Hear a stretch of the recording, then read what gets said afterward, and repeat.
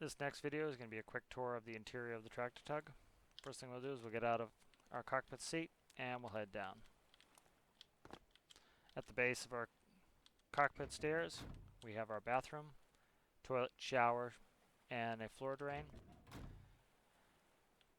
Out in our main living area here, we have couch, we have a painted TV with cabinetry, we have supplies, med packs, flashlight, vision, binoculars, flares, coffee table, some artwork. We have a dining table with 4 seats. This also allows us ample seating for taking on rescue missions. We can hold 7 right here.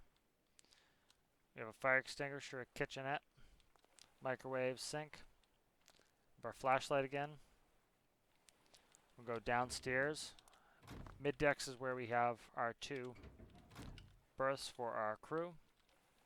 Seating, storage, bed, and TV. The other side is identical. I have a storage area here. In here we have our 2 mostly RP storage areas. If you wanted to add anything in there, you can. And on this side we have the identical storage area. Go down into the engine room. These are the 2 drives for azipods. As you can see, we have linked small motors controlling the port and starboard azipod. Under here we have more storage, mostly for RP. Circuit breaker panel again, labeled. As you can see, we could shut off our port azipod, for example, starboard azipod. We have 2 3x3 2-cylinder inline modular diesel engines. These are powering our 2 generators. These are cooled by 4 5x5 liquid radiators. As you can see, we have very stable fluid flow rates that allows us to efficiently cool these engines. On each engine we have a panel.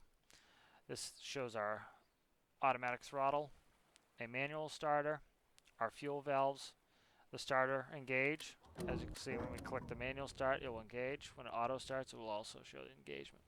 Engine temperature, engine RPS, engine torque, and gearbox torque. This is also another generator indicator in S-Watts.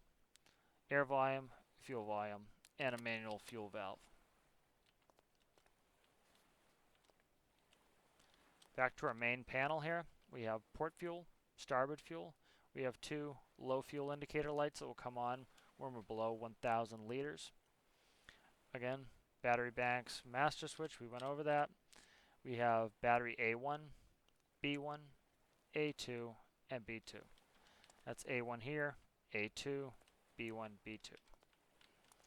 Underneath that we have our generator output. As you can see, our engines have shut back off, so we're generating around 0. Our battery bank delta shows that we are using electricity because the engines are off. We just heard them start up, and now you can see that we're creating positive electricity because the motors are on.